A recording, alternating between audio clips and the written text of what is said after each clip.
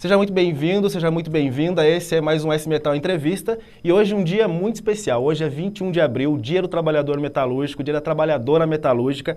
E olha, Mariana, é um dia nacional, comemorado nacionalmente, mas a gente tem a lei municipal aqui também do Dia do Trabalhador Metalúrgico, que foi criado pelo então vereador Exílio de Brito, que é o nosso secretário de organização aqui do S-Metal. E, aliás, também um mês especial não só por essa data, né, Jonas, mas lembrando que no dia 12 de abril a gente comemorou o aniversário do S-Metal, 68 anos de história aqui. E para falar sobre isso, sobre esse mês especial, a gente convidou o Leandro Soares, que é o presidente da organização, para conversar com a gente sobre isso. Seja muito bem-vindo, Leandro. Obrigado, Joe. Obrigado, Mari. Obrigado, categoria metalúrgica. Sempre uma satisfação poder estar aqui representando e levando essa história de luta da categoria metalúrgica para toda a nossa categoria, mas para toda a sociedade, porque é importante entenderem o quanto a categoria contribui, o quanto os metalúrgicos de Sorocaba e região contribuem, não somente na defesa dos direitos da classe trabalhadora, dos metalúrgicos de Sorocaba e região, mas também através do Sindicato Cidadão, o quanto a gente contribui com as políticas públicas aqui para a nossa região. Satisfação gigantesca estar aqui com vocês. Muito bem, Leandro. Vamos começar falando um pouquinho da nossa categoria, né? A gente sabe que a gente está vivendo anos difíceis ultimamente, muitos ataques às classes trabalhadoras. Mesmo assim, a gente teve um crescimento aqui na base do S-Metal. São cerca de 42 mil trabalhadores metalúrgicos em Sorocaba e região. Queria que você falasse um pouco para a gente como é que o sindicato contribuiu para esse cenário. Acho que, primeiramente, é importante nós trazermos aqui que nem sempre fomos 42, nós chegamos a ser 46 mil metalúrgicos aqui na nossa região. E por conta de ações políticas, de enfrentamento realmente, de uma política que vinha cada vez mais fazendo com que os metalúrgicos fossem reconhecidos, não, os metalúrgicos não somente, mas a classe trabalhadora fosse reconhecida, infelizmente nós tivemos um enfrentamento político, que foi a Lava Jato, que impactou diretamente também em nossa categoria, impactou economicamente no nosso país, né? E aqui, especificamente em Sorocaba e região, nós perdemos 10 mil pós-trabalho, ou seja, uma política de valorização da indústria nacional, Lula e Dilma, fez com que nós saíssemos de 2002, 2003, de 19 mil metalúrgicos e chegássemos em 2011 a 46 mil metalúrgicos. Então, nós estamos analisando aqui, Joe e Mari, que nesse período de crescimento que nós tivemos hoje, mas nós tivemos realmente uma defasagem gigantesca. Tivemos perdas importantes para a nossa categoria, que foram 10 mil pós-trabalhos. Em 2019, nós tínhamos aproximadamente 46, caímos para 35 mil metalúrgicos. E não é só a categoria que sofre com isso. A economia regional também sofre com isso. Outros segmentos também sofrem com isso. Cada emprego gerado aqui na indústria metalúrgica impacta diretamente em outros segmentos, em outros setores. E é importante que todos tenham esse conhecimento, né? Mas hoje, felizmente, nós estamos aí recuperando essas perdas que nós tivemos ao longo desses últimos anos. De reforma trabalhista, reforma previdenciária, do golpe que nós tivemos no nosso país, que teve claramente aí o único intuito de retirar direitos da classe trabalhadora. Eu ia até realmente citar isso, né? Do golpe de 2016 para cá, governo Temer, governo Bolsonaro, todos os direitos trabalhistas que foram tomados dos trabalhadores, não só os metalúrgicos, né, mas em todo o Brasil, mas o sindicato teve esse papel importante, né, de atuar e tentar proteger a categoria. Conta pra gente como foi essa luta, como tá sendo ainda, né, porque como você acabou de falar, a gente está em recuperação, ainda tem esse déficit aí de 4 mil, um pouco menos. Qual a importância da luta do sindicato, né? E como o sindicato atua para... O sindicato foi fundamental nessa recuperação dos pós-trabalhos em nossa região, mas também da economia local. A partir do momento que o sindicato se colocou à disposição de dialogar, de construir com as empresas e com a sua categoria formas de trazer investimento, de trazer desenvolvimento para a nossa região, fez com que esses números hoje se tornassem positivos. Sorocaba tem revisto cada vez mais aí o seu PIB para cima, mas boa parte disso é por conta das negociações que o sindicato tem realizado hoje dentro da sua categoria. Somente em 2021, os nossos acordos, as nossas negociações de PPE aqui, nós injetamos mais de 170 milhões de reais na economia da nossa cidade e da nossa região, o que impulsionou, inclusive, a geração de emprego em outros segmentos, que é o que a gente tem sempre dito aqui, da importância dos metalúrgicos nesse momento. E faz hoje com que realmente a gente recupere esses pós-trabalhos que foram perdidos. Mas vai além disso, né? Hoje a gente realmente sente muita falta de uma política industrial que valorize a indústria nacional e que gere emprego não somente na nossa região, mas em nosso país. E a gente fala um pouco aí, você falou de como a gente defende a categoria, de como as negociações da categoria são importantes, e a gente tem que lembrar que a reforma trabalhista, a terceirização, tudo isso podia gerar perda de postos de trabalho, mas aqui a gente teve menos impacto, porque o sindicato teve uma atuação bastante importante nisso, conseguiu colocar isso na convenção coletiva. Explica pra gente, para quem não sabe, como que o sindicato conseguiu que o impacto fosse menor dessas reformas aqui. É importante aqui que todos tenham conhecimento disso, né?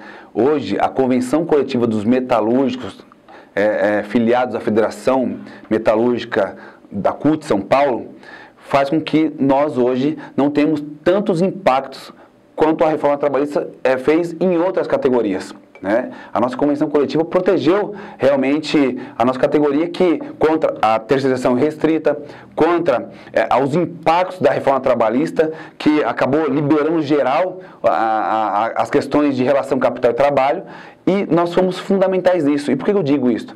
Porque nós fomos o primeiro sindicato no Brasil que, através de acordo coletivo com a Toyota, uma montadora que hoje nós temos aqui na nossa região, tivéssemos a cláusula de salvaguarda, que inibe com que as empresas apliquem a reforma trabalhista, não somente em Sorocaba hoje, mas também nos sindicatos filiados à FENCUT. Mas é importante nós deixarmos claro isso, que é um acordo pioneiro que nós construímos aqui e que inibe realmente aí os impactos da reforma trabalhista e que faz com que os trabalhadores continuem com seus direitos, continuem com seus benefícios, que não tenham perdas significativas no seu poder de compra, né, no seu consumo. Que cada ganho maior do que a inflação a gente conseguiu na última campanha, né? Não, a luta sindical conseguiu isso. Se nós formos analisar a última campanha salarial, onde, comparado nacionalmente, apenas 50% das negociações privadas no país tiveram aí a reposição integral da inflação. Outros 50% sequer tiveram reposição. E isso demonstra a força dos metalúrgicos de Sorocaba e região, isso demonstra a força da unidade do sindicato filiado da CUT, da FENCUT, diante, principalmente, a defesa dos direitos da nossa categoria. E já falando de campanha salarial, a gente entrou nesse assunto aqui, a gente está chegando aí de novo, já começou a campanha salarial 2022, de novo, um ano desafiador, que a gente tem aí já a inflação 7,54%. Ano passado já bateu 2 dígitos de inflação e as tentativas do patrão no ano passado de tentar pagar parcelado, além de tudo, ainda parcelar esse reajuste no passado. Isso porque a database é setembro, né? Exatamente. Ainda vai aumentar aí até setembro, provavelmente. A gente de novo deve chegar a 2 dígitos, todos esses desafios para fazer. Como é que o sindicato está preparado, junto com a federação, para lutar aí, para garantir o reajuste, garantir os direitos, garantir o poder de compra dos trabalhadores? Mari e Joe, acho que, primeiramente, nós temos que deixar claro que nós estamos hoje, na situação econômica do nosso país, né, novamente, o índice de miséria, da fome no nosso país, da forma que está, o desemprego no nosso país que hoje está, é por falta de uma política econômica e industrial claramente do governo Bolsonaro, né? Hoje as categorias, hoje a classe trabalhadora tem sofrido bastante esses impactos, principalmente da inflação. A inflação tem sido o grande inimigo hoje do pobre e do trabalhador no nosso país. Foi uma grande luta o ano passado, assim como tem sido durante todos os anos, mas o ano passado especificamente, porque nós tínhamos uma pandemia, nós tínhamos uma crise econômica e nós tínhamos um governo totalmente descompromissado com a classe trabalhadora. Então isso tornou ainda mais difícil a nossa luta e por isso nós temos que valorizar muito, porque os metalúrgicos de Sorocaba e região teve a reposição integral da inflação e ainda teve aumento nos seus benefícios. Nós mantivemos os direitos, tivemos uma reposição integral e aumentamos os benefícios da nossa categoria. E o que torna ainda mais difícil esse ano é porque, se nós formos comparar 1º de setembro de 2021, que foi onde deu início a nossa database, né, o fechamento da nossa database de 2021, para agora, 1º de março, nós já estamos com 7,54% realmente aí de perdas. Eu costumo fazer muita analogia a futebol. Se nós entrássemos para um jogo, para uma competição, um jogo de futebol, nós, trabalhadores, já entramos perdendo de 7-0.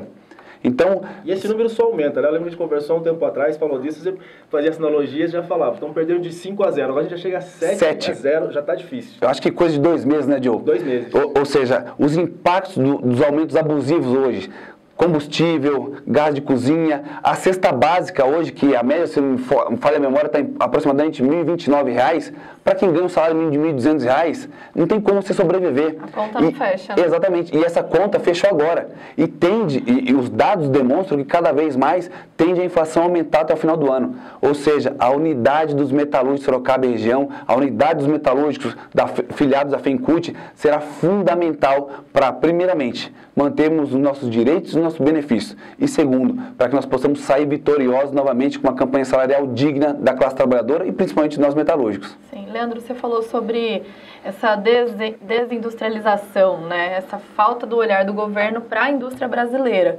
privilegiando importação, enfim.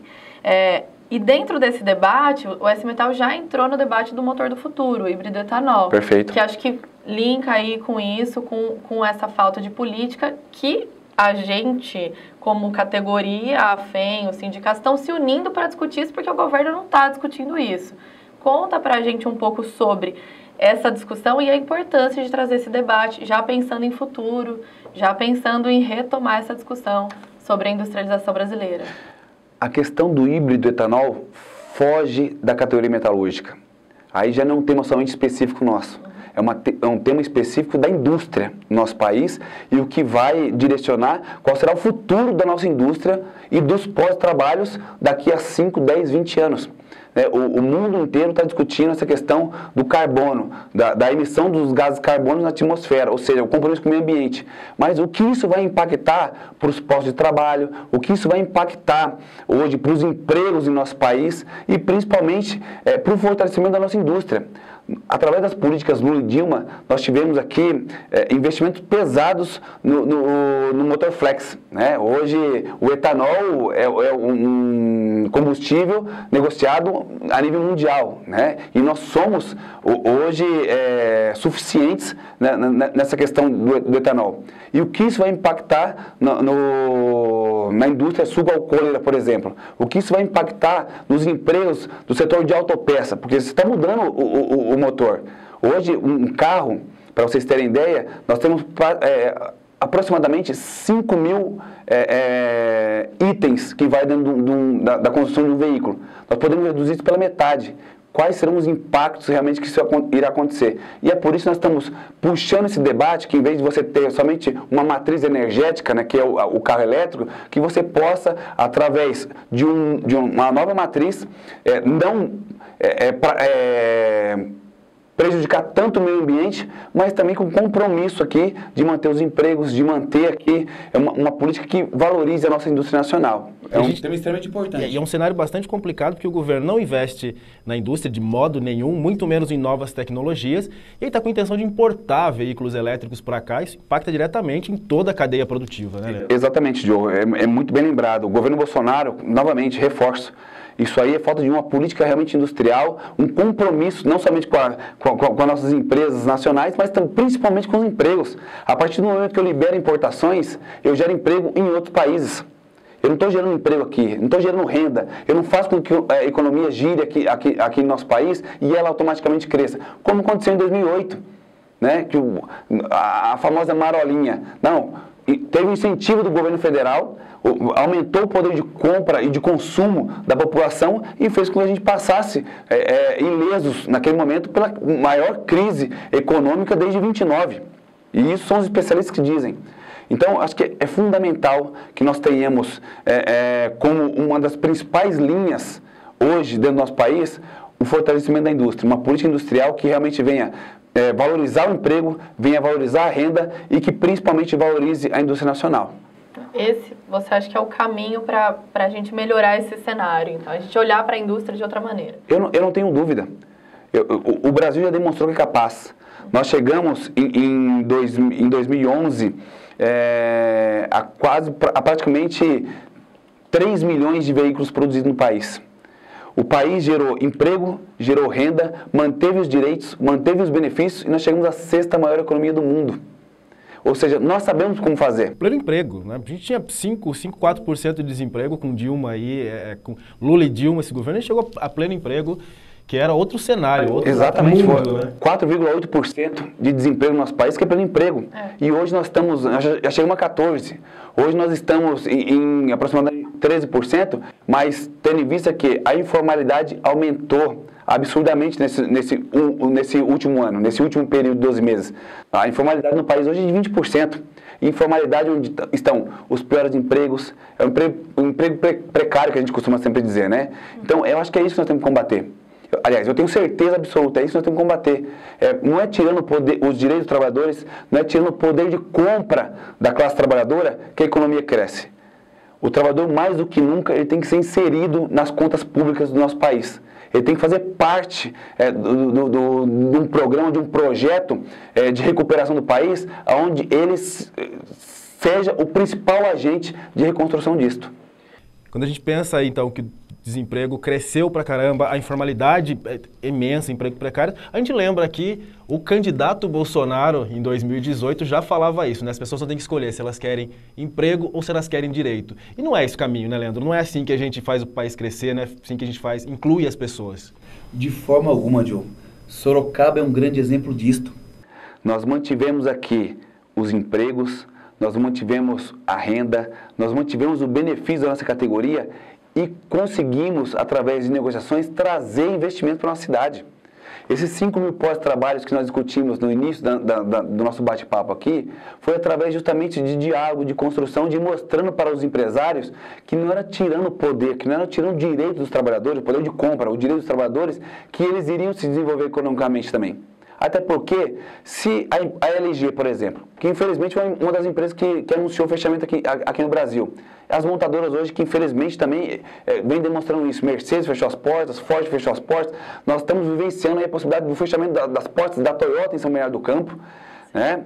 Se os trabalhadores não têm o poder de compra, de que forma que ele vai comprar um carro da Toyota, de que forma que ele vai comprar uma televisão da LG, de que forma vai comprar uma máquina de lavar, de que forma vai comprar uma geladeira. Então é isso que os empresários têm que entender. Cada vez mais, eu dando cada vez mais condições dos trabalhadores ter o poder de compra, cada vez mais ele vai consumir. É assim que roda, que gira a nossa economia. E acho que, né, não tem como não falar de eleição, né? Eleição 2022, está aí, as eleições 2022, vamos eleger presidente, governador, deputados, senadores. Importante para essa discussão toda, né? Tudo isso que nós discutimos aqui passa justamente pelas candidaturas desse ano, Joe e Mari. Porque se nós estamos discutindo uma falta de política industrial, se nós estamos falando de retirar direitos dos trabalhadores, se eu estou falando de um poder de compra, de consumo menor dos trabalhadores, se eu estou falando de inflação cada vez mais descontrolada que impacta no bolso do trabalhador, a gente só muda isso com as eleições. Nós só iremos mudar isso realmente com pessoas, com políticos comprometidos com a classe trabalhadora, que coloquem o trabalhador realmente no orçamento. E isso, modéstia à parte, Lula e Dilma fizeram muito bem.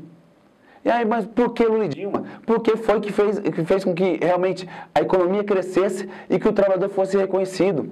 Nós tivemos valorização do salário mínimo, nós tivemos valorização dos salários. Só a categoria metalúrgica, de 2003 a 2015, nós tivemos 32% de aumento real. Coisa que desde 2015... de 2015 a 2022 agora, nós tivemos apenas 3,8% de aumento. Governo Michel Temer e hoje Bolsonaro. Porque são diferenças astronômicas, porque são governos neoliberais que não têm compromisso com o trabalhador, que beneficiam somente acionistas. E esse reajuste que a gente consegue, os reajustes que a gente garante aqui para os trabalhadores, é por causa da luta do sindicato, é por causa da luta da federação, que não acontece... A gente caminha contra a corrente, né? Não, se não for, eu deixei bem claro aqui, nós tivemos apenas 50% de reajuste integral nas negociações privadas do nosso país. Mas muito disso porque os sindicatos foram fortes, né? Tiveram realmente a unidade da categoria, tiveram o reconhecimento da sua base para, juntamente com a unidade, realmente buscar essa valorização, buscar essas reposições salariais. Coisa que, se dependesse do governo hoje, o Bolsonaro deixou claro, Joe e Mari. Ou a gente escolhe direitos ou a gente escolhe emprego. Mas que emprego que nós queremos? É o emprego que está sendo criado agora? É essa uberização que nós temos visto, a qual não tem direito algum, e a qual hoje os motores de aplicativo sofrem muito com o aumento do combustível, têm pagado muito essa conta. Não é esse tipo de emprego que nós queremos. Nós queremos um emprego de qualidade, empregos que tenham benefícios, que tenham direitos, que essas pessoas saibam recorrer quando numa dificuldade, saibam para onde recorrer. Que é coisa que infelizmente hoje está acontecendo no nosso país. Então nós temos condições de mudar esse cenário, elegendo presidente, governador, deputados estaduais e federais que sejam comprometidos com a pauta da classe trabalhadora. É importante você falar disso, Leandro, desculpa te interromper, mas falar disso porque quando a gente fala de eleger pessoas, a gente acaba pensando na presidência da República só, e a gente depende de um congresso, depende de senadores, depende de deputados, e governo de Estado, porque se a gente for pegar aqui o governo de Estado, o governo Dória, é um governo que pouco fez pela política industrial, pelos trabalhadores aqui no estado de São Paulo também, né? É perfeito, Diogo. Acho que isso todos têm que ter clareza quanto a isso, porque a gente, só o presidente, mas não é só o presidente. Quem legisla, quem faz as leis, são os deputados federais. Quem tem poder de tirar direito ou de colocar direito são os deputados federais. Então, por isso, nós temos que ter uma grande bancada de deputados federais que ajude o nosso presidente Lula, inclusive, porque a qual nós iremos fazer campanha, a qual nós iremos defender, porque nós entendemos que é o melhor para o nosso país hoje, que teve compromisso e que tem compromisso com a classe trabalhadora, para ele poder revogar, por exemplo, a reforma trabalhista, assim como a Espanha está fazendo. Revogar a reforma da Previdência. Nós, jovens, aqui nós estamos entre 3 jovens, né? Nós não vamos nos aposentar, justamente por conta de uma reforma da Previdência que prejudicou muito os trabalhadores. Então, acredito que no nosso país o que nós temos que discutir é o seguinte: quem ganha mais, paga mais. Quem ganha menos, paga menos. Sim. A reforma tributária tem que ser urgente. Eu acho que tem uma das principais pautas que nós temos que debater, porque não dá para continuar hoje aqui, Diogo. Nós que ganhamos, em média, a categoria metalúrgica, que tem aproximadamente 10 anos em nossa base, de CLT na nossa base, está aproximadamente R$ 4.600, pagar 27% de imposto de renda. Enquanto o milionário ganha 4 milhões, 5 milhões, tem isenção de helicóptero, tem isenção de jatinho, tem jet ski. O Bolsonaro está liberando imposto para jet ski, mas qual o pobre que tem acesso a um jet ski? Nós queremos ter acesso, poder assar nossa carinha no final de semana de novo, tomar nossa cervejinha gelada, nosso suco gelado, é o mínimo. É isso que nos deixa feliz, é isso que nos traz alegria, é isso que nos motiva, é esse país que nós queremos de volta.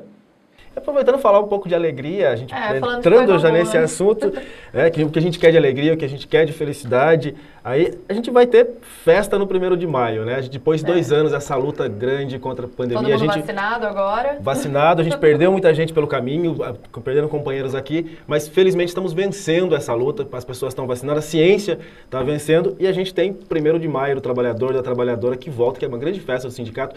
O que você pode contar pra gente aí do que vai rolar nesse evento? Como é que vai ser esse dia? Conta aí um pouquinho. Se me permitem, antes do 1º de maio, acho que nós temos que enfatizar a importância dos sindicatos metalúrgicos de Sorocaba e região para a sua categoria.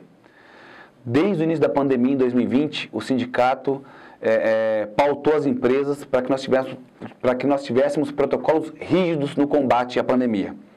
Proteger a nossa categoria, proteger a classe trabalhadora aqui na nossa região, quanto essa pandemia que, infelizmente, ceifou milhares de vidas em nosso país.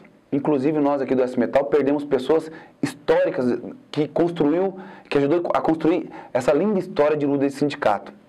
Né? E que, por conta, realmente, da falta de compromisso, de comprometimento do atual governo, nós tivemos esses números aí astronômicos e tristes para o nosso país. Mas bem, a ciência venceu. O sindicato, através da sua convicção, no apoio à ciência, né, nós vencemos. E hoje a vacina demonstra aí realmente claramente o quanto ela tem sido eficaz no combate à pandemia e tem hoje nos dado condição de ter novamente segurança, ter tranquilidade, voltar a ter esperança. E é através dessa pouquinho, né? Exatamente. E é através dessa esperança que nós iremos fazer um 1º de maio com o tema realmente, eu acho que com o sentimento, da esperança. De realmente nós podemos voltar a ter um horizonte a qual nós possamos novamente sorrir. Coisa que hoje o país não tem mais. Hoje o país voltou para o mapa da fome, hoje o desemprego é gigantesco e nós precisamos fazer com que esse povo sofrido, que faz com que a economia do país gire, a classe trabalhadora que faz com que a economia gira. Não existe outra ferramenta que não seja a nossa mão de obra. E é importante nós trazermos aqui essa maravilhosa notícia, depois de 2 anos, ter o 1º de maio, realmente valorizando não somente a categoria metalúrgica, mas toda a classe trabalhadora e trazendo esse sentimento de que nós podemos novamente.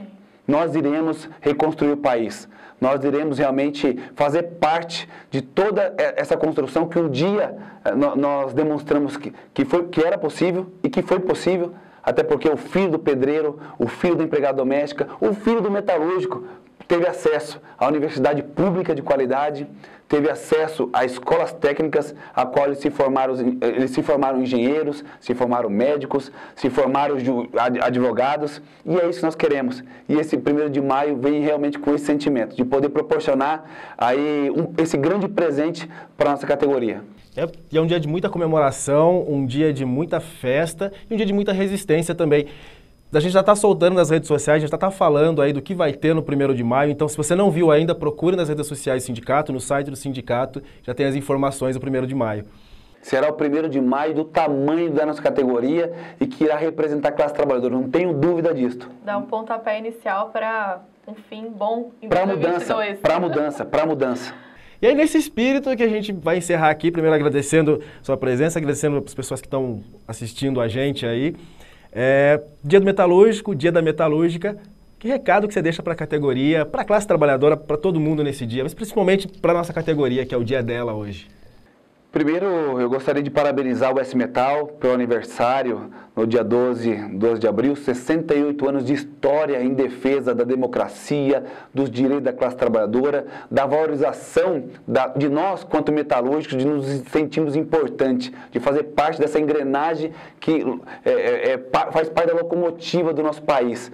E agora, o Dia do Metalúrgico, dia 21, um dia importantíssimo, que é comemorado a nível nacional, mas que graças ao nosso vereador, até então vereador Egídio Brito, que hoje faz parte da nossa diretoria, foi nosso presidente desse sindicato, então uma história lindíssima aqui de luta frente ao nosso sindicato.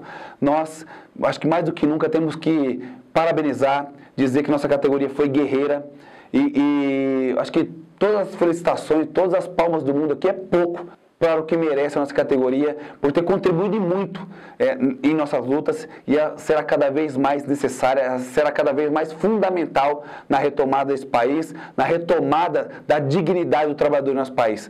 Parabéns, metalúrgico e metalúrgica aqui de Sorocaba e região, parabéns, metalúrgicos e metalúrgicas do nosso país, vocês são merecedores. É isso, né? É isso. Te agradece a sua presença, Leandro, acho que passou o recado. E esperamos te ouvir mais, te trazer mais aqui para esse Metal Entrevista. Eu que fico muito feliz pelo convite, é uma satisfação sempre enorme poder dialogar com a nossa categoria metalúrgica. Diga-se passagem, se hoje o Leandro está como presidente, se o Leandro hoje foi reconhecido com o título de cidadão sorocabano, muito disso eu devo à minha categoria, a qual nos apoia, a qual nos ouve, a qual inclusive nos dá ideia para poder melhorar cada vez mais. E é com esse intuito, é com esse desejo que a gente se coloca à disposição de sempre fazer a luta em defesa dos seus direitos. Forte abraço. É isso, a gente agradece muito. A gente vai ficando por aqui. Não deixe de seguir a gente nas redes sociais, também acompanhar as notícias no portal S-Metal. Até logo, até a próxima. Até mais.